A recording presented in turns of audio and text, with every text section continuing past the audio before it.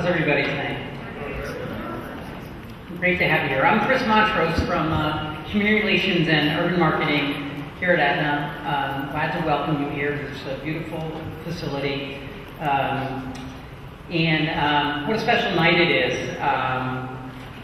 It's interesting when these type of things come to Aetna and we think about the young people that are involved in these activities.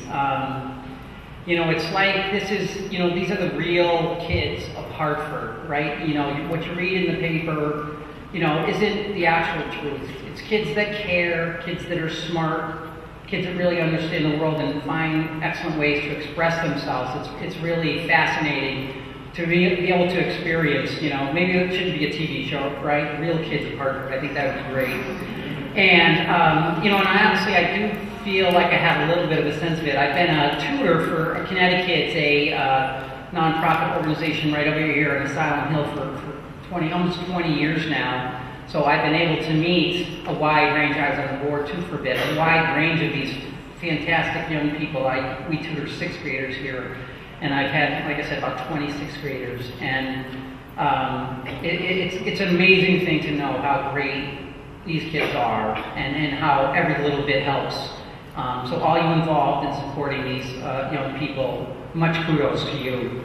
I also love it to see when I see a whole bunch of different sort of logos with educational organizations all together, combined with the power of a wide range of corporate organizations and others that aren't listed. So Aetna's proud to host this celebration tonight to recognize the young people for all that they've done and hopefully send them into the future in ways that will impact the world even more. So congratulations to all the winners. So without further ado, it is my pleasure to bring up to you here tonight, of course, the Honorable Mayor Segura, or Mayor of Hartford. Thank you so much. My job every so often gets a little bit stressful, and it is moments like these that I really get re-energized. I'm able to really appreciate the reason why I do what I do, and that is that in everything that I do, I have the youth and the future of the city very well in mind. So I want to take this opportunity to congratulate each and every one of you, congratulate your parents, your families, and everyone that has helped in taking you through this journey. I know that for many of you, the journey has not been easy. I know that many of you have had to deal with incredible challenges to get to where you are today. But I can tell you this, as someone who earlier on in my youth faced a lot of the same challenges, it only makes it that much worth the while. These experiences that you have had, these challenges that you have had, these barriers that you have had to overcome, really is what gives you an inner strength that will be with you for the rest of your lives. When I came to Hartford, just to tell you a little bit about my own story, I came to Hartford at age 15. I didn't know anyone here. I came in a bus with about $140, $150 in my pocket. No family, no friends, no one that I can just sort of slide into and say I have a place to stay. But very shortly thereafter, I just continued to meet the challenges. I know that we have someone here that's going to Manchester Community College. That's where I started. My first 6 credits were there. I took an EMT class, and then I continued on at Catholic Community and eventually graduated from the University of Hartford, and eventually got 2 graduate degrees from UConn. So you're headed down the right path, and you're headed towards that path with having gone through these incredible experiences that really make you who you are today.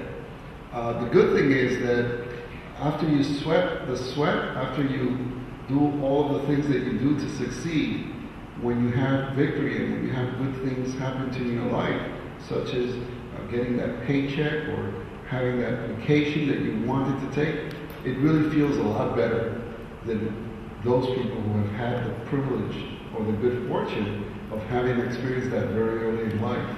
So everything seems to be, after those bittersweet moments, everything starts to get a lot sweeter. So I want to give you my encouragement that these experiences will really make you a much stronger person.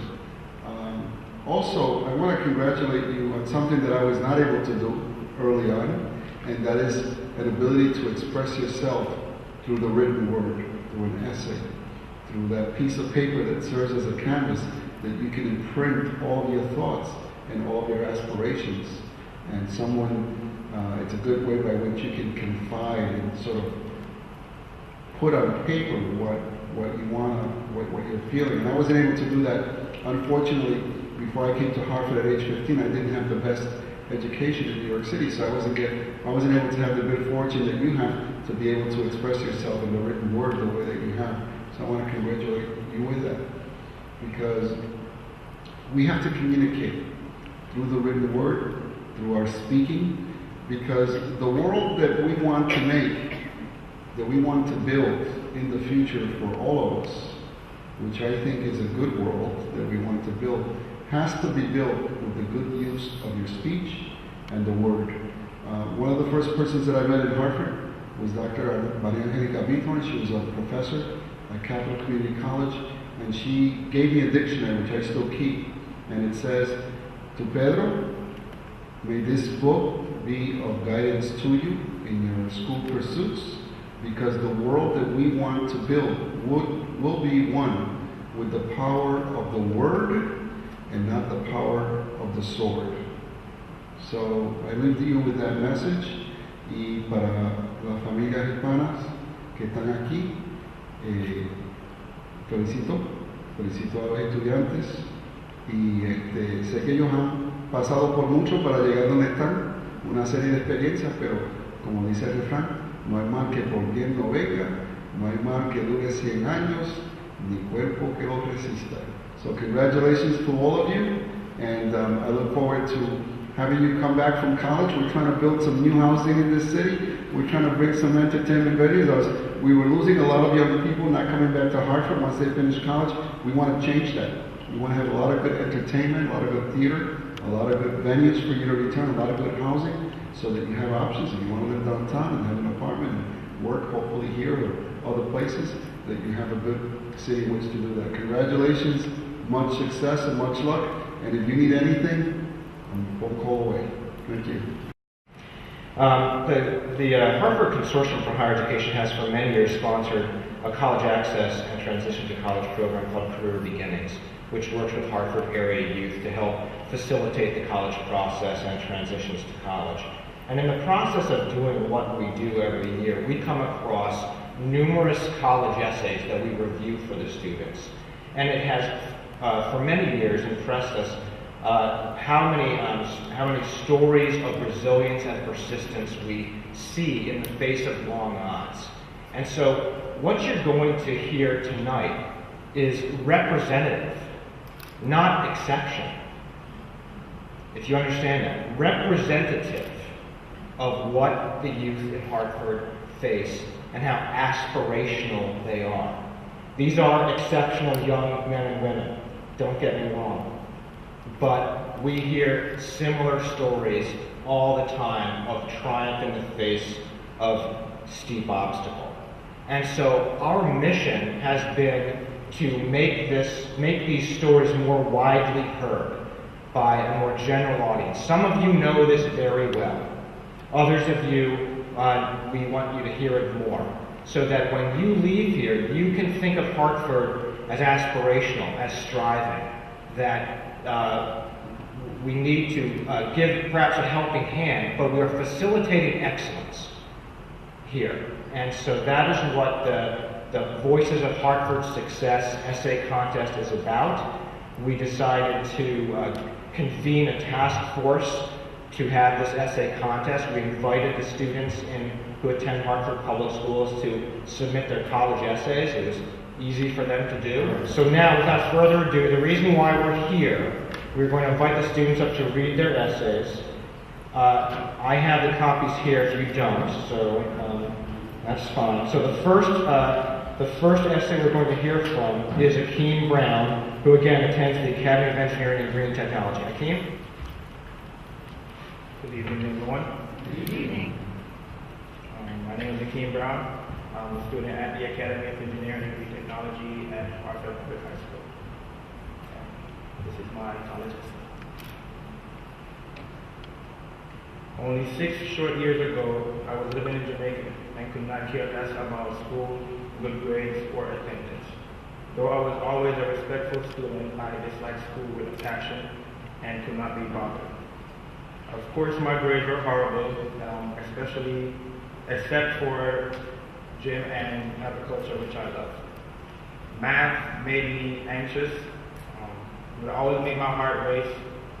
When it was time for math, I always tried the most possible thing to avoid class. I would play sick, fake headaches, and double over with pretend stomach aches. Usually my antics went unheard and were completely unsuccessful. As my older sister who raised me while my mother was here in the United States would see through my ruse and send me to school anyway. Once there, I would often try to skip classes or stall classes, as they say in Jamaica. A year before I moved to the United States, I decided that when I got here, I would change, and I did. My sophomore year at the Academy of Engineering, I followed all the rules. I tucked my shirt in. I made sure that my belt is buckled. I arrived at all my classes on time. I participated. I paid attention. I raised my hand and asked questions, something I've never done before. And surprisingly, I started to enjoy school.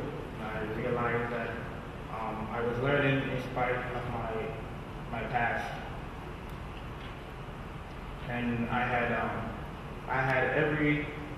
had become the student that everyone wanted me to become, and the student that I wanted to become. I had become the student that teachers liked having in classes, and the student who received my honors every semester.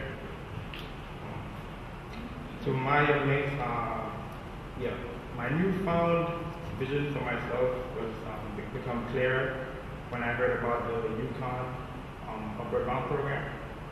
This 6-week program prepared me for the following academic year and also for college. It gave me the opportunity to live on campus, which was exciting and scary at the same time. I had only lived in the United States for 11 months before I made the decision to attend the summer program and live away from home.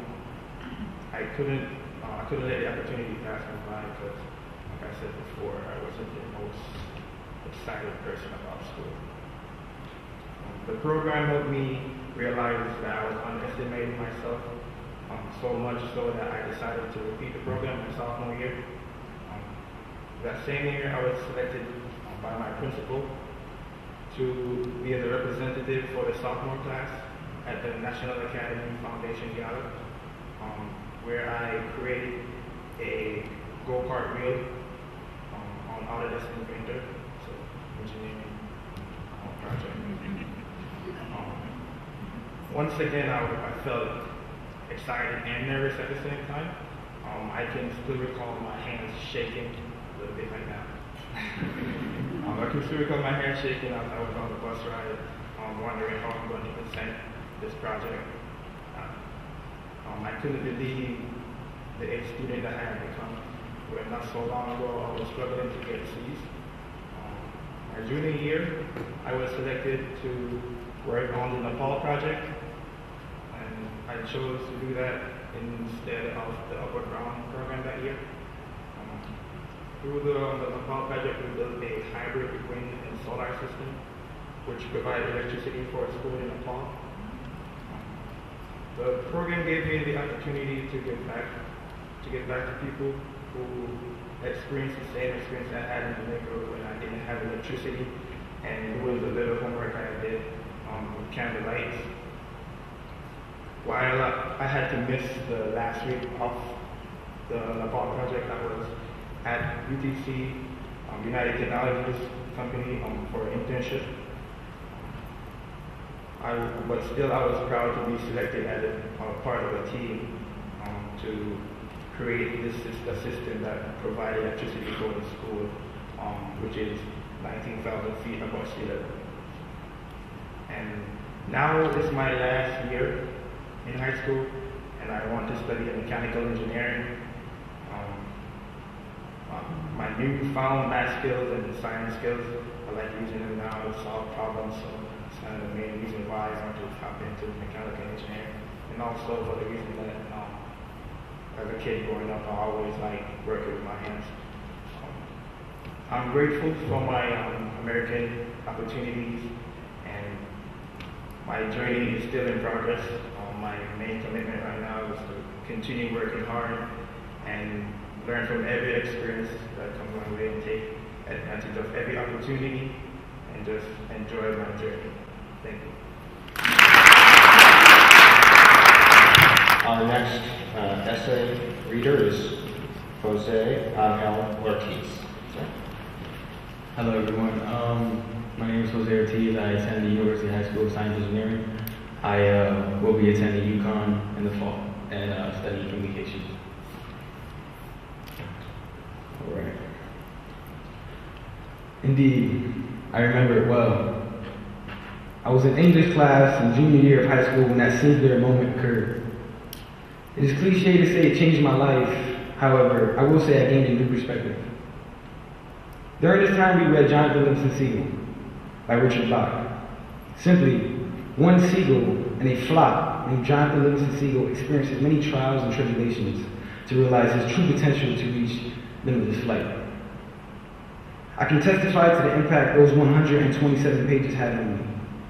Needless to say, I flew to a higher state of mind, gaining profound sight. I've always worn glasses, but my vision had never seemed so perfect. From the time I was a boy in the South End of Hartford, I have experienced things that do nothing for development of good character. My neighborhood provided me enough danger to influence my choices in life. I need not list my grievances, only the effects they had. I wanted to be a thug. I despised the path of education because many people, including many of my family members, were neglected and mistreated for not achieving much academically. I felt pressure to conform to my peers. My greatest guilt was that I excelled at school when my equals did not. Yet, finishing high school and going to college were my biggest dreams as a kid because I didn't see myself getting much further. Every day was a challenge for me. I didn't feel like going to school. I just liked doing work. And I frequently disrupted my classes.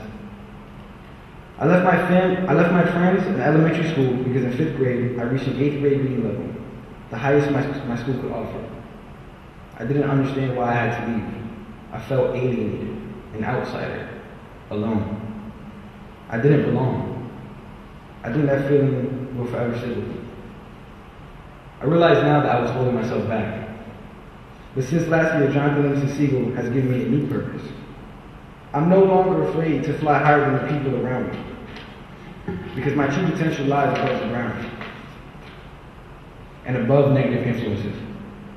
I've learned that I must become all that I wish to become the embodiment of everything I hold to be self-evident, then go back and teach my people that there is hope for a better tomorrow. The change starts inside. I realize now that for my family and my friends, my success is contingent upon this very principle, to offer all of us a steady wing to fly on. Not everyone will understand my message, but that is why it's important to be able to sacrifice for a greater cause. To put this in perspective, the most profound changes in our society throughout history have been from those who were nonconformists. They resisted the threat of losing everything to teach us everything we didn't know. We know some of them as Jesus, Moses, Socrates, Charles Darwin, Albert Einstein, Martin Luther King Jr., and Steve Jobs. I have changed my consciousness to reflect this by becoming more open-minded and accepting to different ways of understanding. I found it was necessary to fully engage in the global metropolis of ideas flowing through our society. Only then can I truly understand, while also realizing how much I don't yet know. I'm a very different person than I was 5 years ago.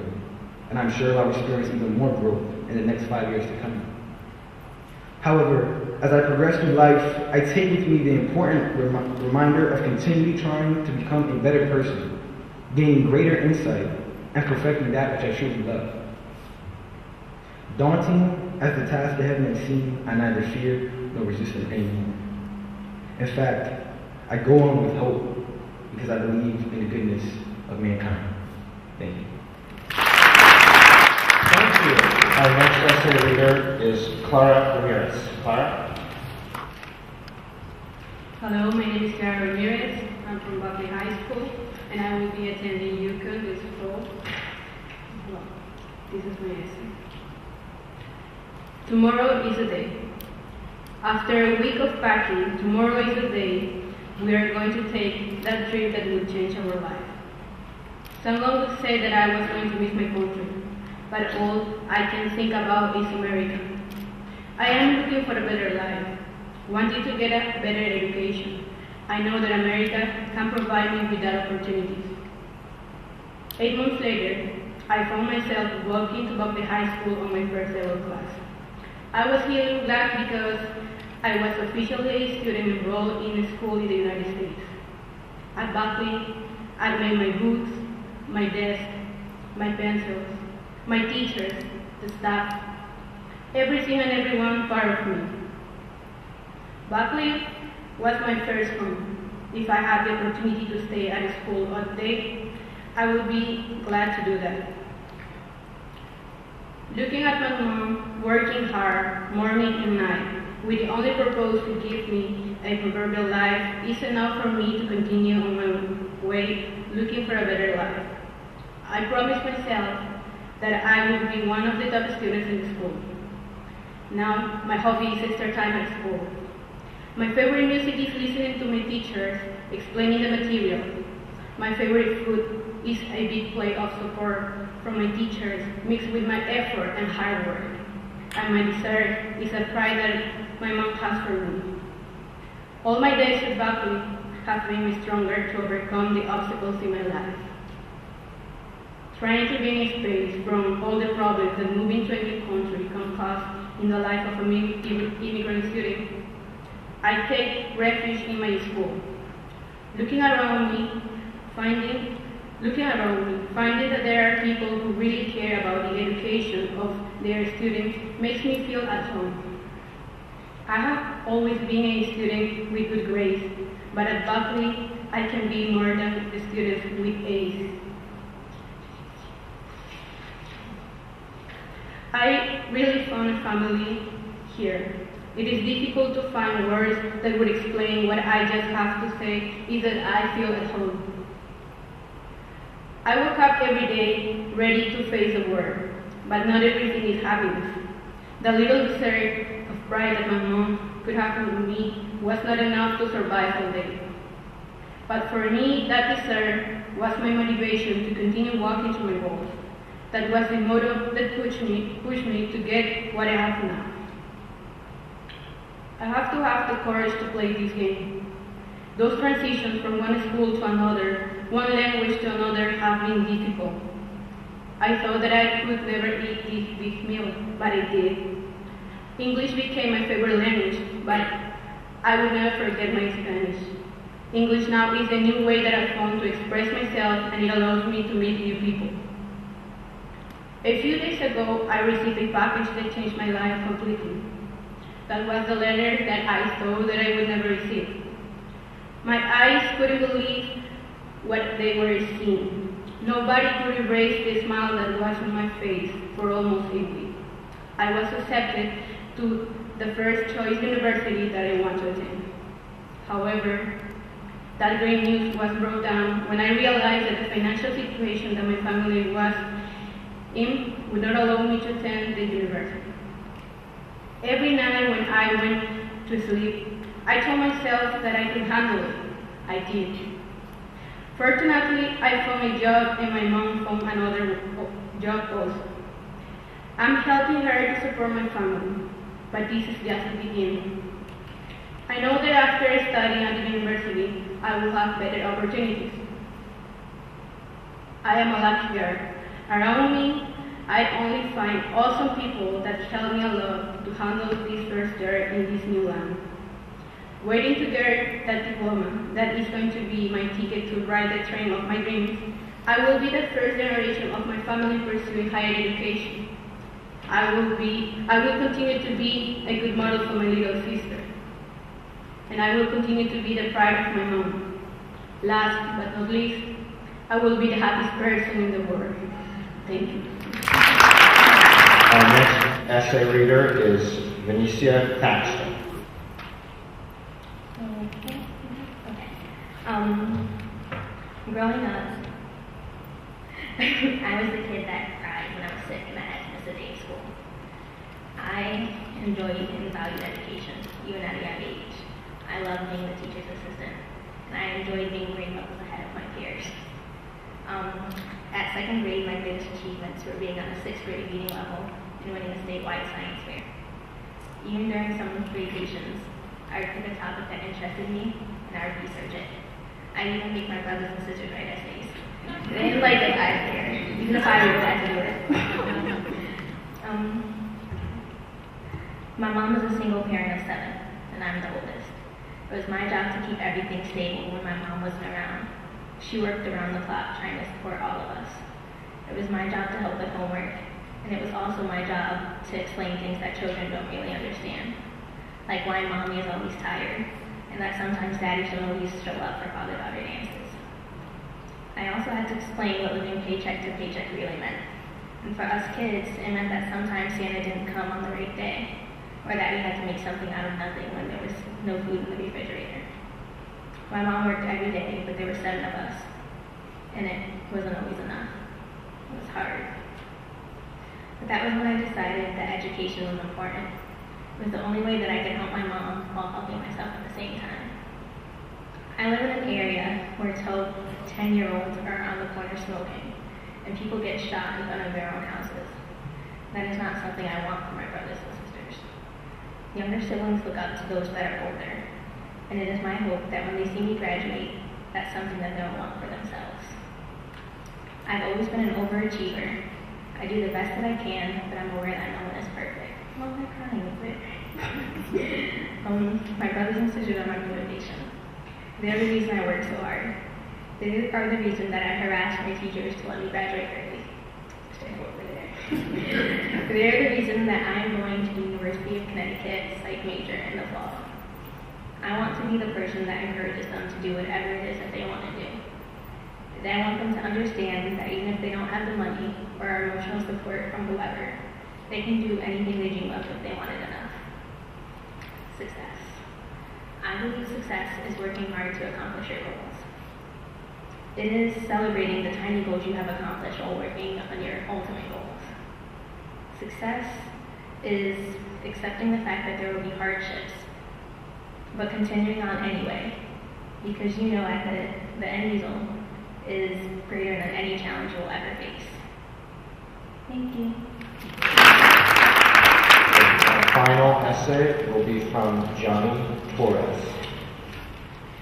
Good evening, everyone. My name is Johnny Torres, and I'm a student at Hartford Public High School Nursing Academy.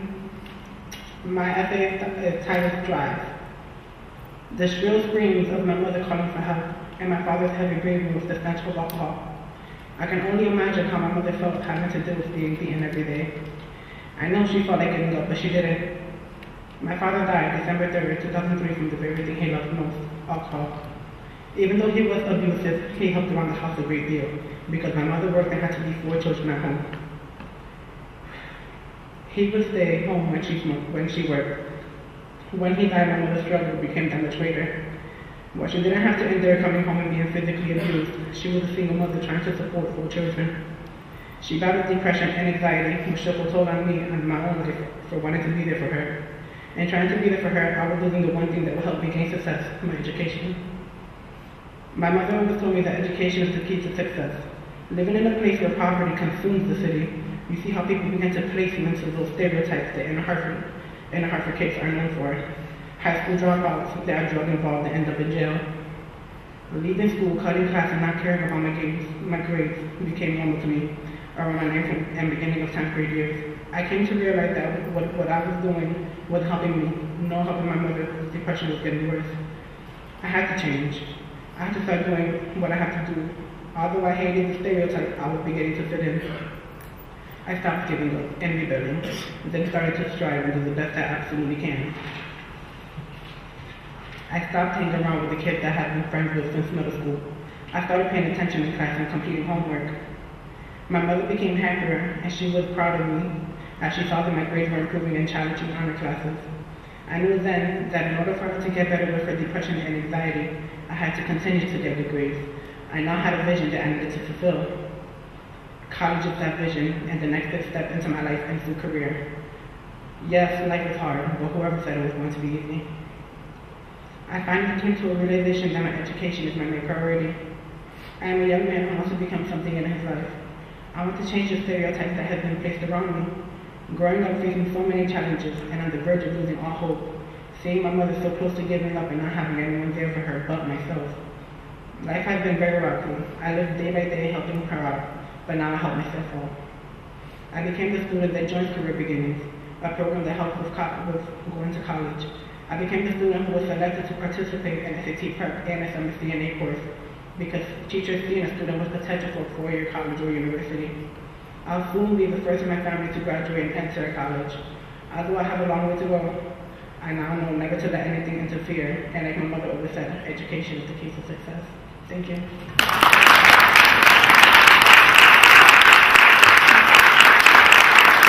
So you can describe it, but hearing it is another thing entirely.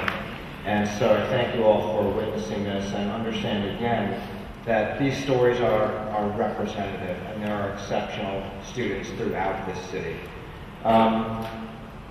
So we did go through a judging process, and we do have prizes for these fine young men and women.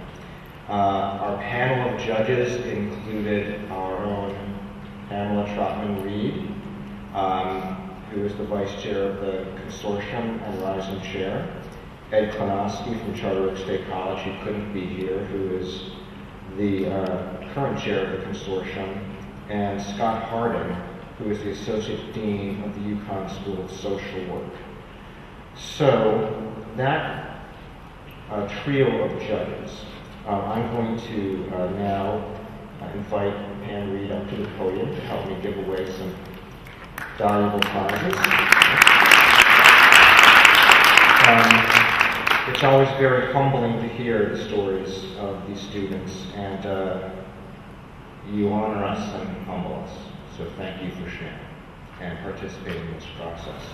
So our second runner-up receives a $100 college bookstore credit and a $50 dining card for Hartford restaurants. And the second runner-up is Johnny Torres. Johnny?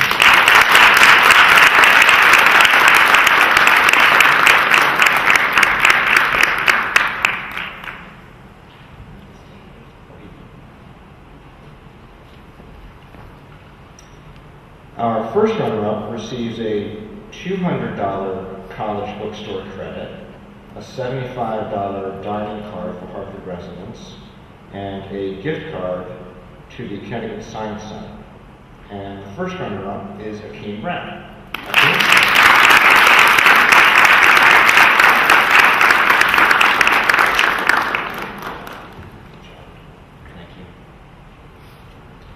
Our third place finisher receives a $300 college bookstore credit, a $100 dining card for Hartford restaurants, and a gift card to the Spotlight Theater in Hartford. The third place finisher is Benicia Baxter.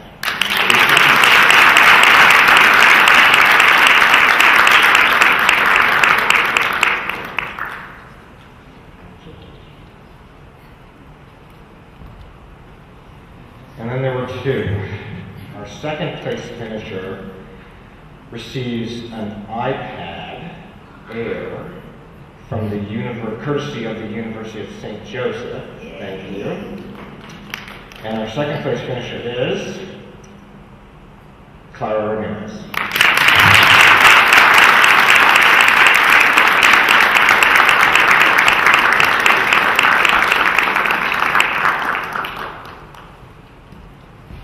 That leaves, please welcome the first annual Voices of Hartford Success Essay Contest winner, Jose Angel Ortiz.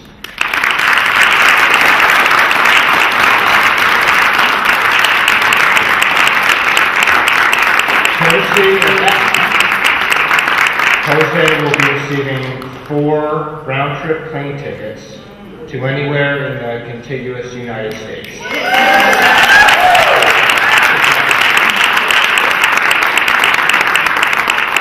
Thank you, Pam Reed. And I'm going to turn us over for some closing thoughts to Dr. Shelley Best, who is President and CEO of the Conference of Churches and a Hartford District Board of Education board member. Dr. Best? We've had an incredible time tonight listening to the stories of such stellar individuals. You have inspired each and every one of us and helped each one of us see that we need to do better. You have done so much with so little. We know that the best is ahead of you because you have the power to do so much. And so in some ways I'm intimidated to be a speaker after hearing these essays. Who am I up here after these people have said what they've had to say? And so one thing that I do want to present to you is I think that as a community it's a wonderful thing to open space so people's voices can be heard. And so I want to take a moment to recognize all that work to create this day, the sponsors, the volunteers, etc., because it's so important to hear other people's voices. Let's give them a round of applause.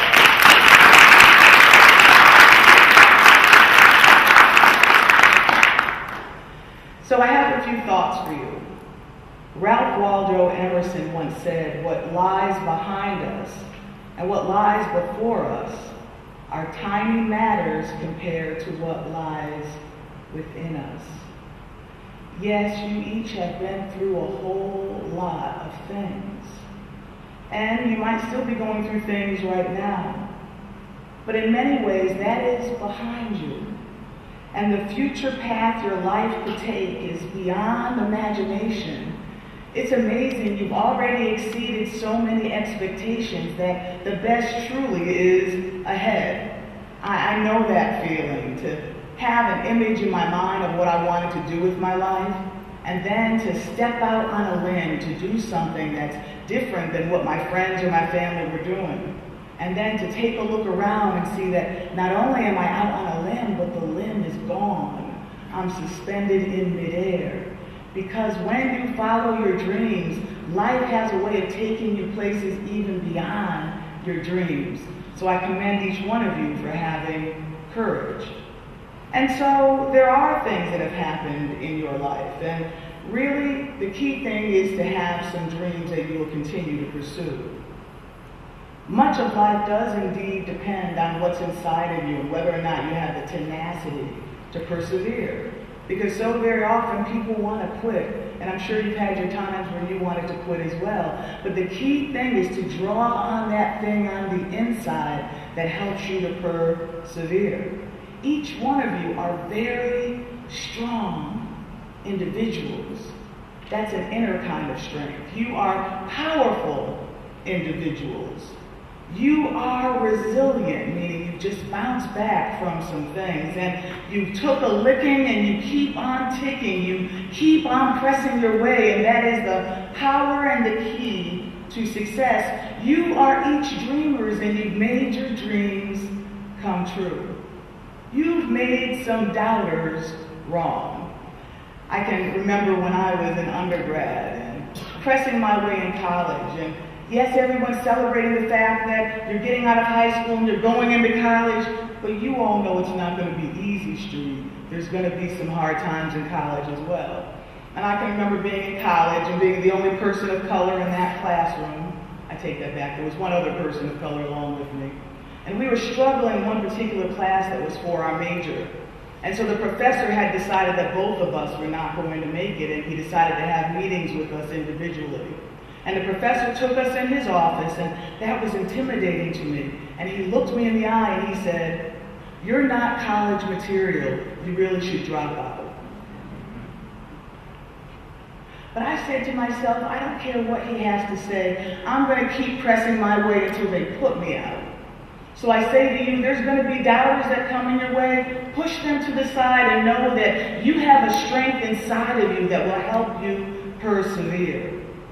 Without a doubt, dreams are the seeds that we plant for our future, so keep dreaming. Thoreau once said, go confidently in the direction of your dreams. Live the life that you imagine.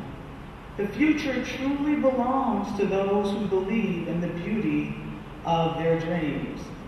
So I want to leave you with some thoughts to sustain you on the journey. First of all, I had an elder that was in my life. And I think for each of us, we have to find some wise people, some mentors that we choose. Mentors usually don't choose you. You have to choose the mentor. If you see somebody with a spark, you grab a hold of them and you stick with them until they say they're not going to stick with you. We each have to find mentors that we're going to learn from. So there was an elder that he had spark and he had wisdom, and I decided to hold on to him. And he told me a story one day that I've always held on to. He said, I want to tell you about a mythical beast. It's an ape-like creature. It's huge. It has no hair on its back, and it has a very hairy chest. And when it comes at you, you've got to grab it. The name of the beast is opportunist, or opportunity. When it comes at you, grab a hold of it, because when it goes by, there's nothing to grab onto. And so you're living in a season of life where there's opportunities for you. Grab a hold of them. Don't regret that you let it go by. Grab a hold of it, because that will continue to propel you in your future. And so I want to give you 5 W's of life. Without a doubt, who you are is what makes you special.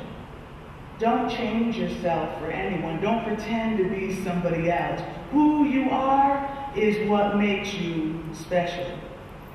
What lies ahead will always be a mystery. So don't be afraid to explore. In other words, looking around the corner and going in some different rooms and having new experiences can be scary. You're going to have a whole lot of new experiences, but don't be afraid to explore. Try it out. Go and take a look. And when life pushes you over, you've got to push yourself back up. Life will push you over, but get back up. When I was young, there was this little clown that we would punch and it would go down, pop back up, and you hit it again, it goes back down and comes back up, and that's life. When you get those hits, get back up again. And where there are choices to make sure that you make choices that you won't regret. It's a funny thing when you're young, you can't quite see what the future will be, so you have to make decisions that are good decisions for the time based on what you know. Now, you might find it hard to believe that in my former life, I was in the military as a young person. That's how I helped pay for my college education. And so there was a weekend where all of us went out on the weekend to get tattoos. And so I had to make a decision. Some of my friends were getting tattoos on their upper arm or their chest or on their neck. One of my friends got a tattoo of a rabbit on her neck. We were 18, we were 19 years old. And in that moment, I had to make a decision for myself. I had no idea who I would be later in life, but I said, let me not get a tattoo someplace where it will show, just in case I become a classy lady. So I say to you, make choices that you won't regret. Life is about choices, so think first and decide, is this going to be a good choice for my future? And why things happen, we'll never be certain. Things just do happen, but we learn to take things in stride and keep moving forward. So I leave you now with a blessing as you go forward in your life. May you be blessed with courage to pursue your dreams in the face of discouragement. May you be blessed with passion to find a career path you love and a life purpose you live in the midst of friends and family. And may you be blessed with the foolishness to think that you can make a difference in the world so that you will do all the things others tell you can't be done. Go, be successful, do well in life. Congratulations. Thank you all so much for coming. Students, thank you, congratulations, and good luck in the future. On behalf of Edna, I think I'll invite you to some receptions behind the curtain, to some refreshments behind the curtain. Thank you all so much.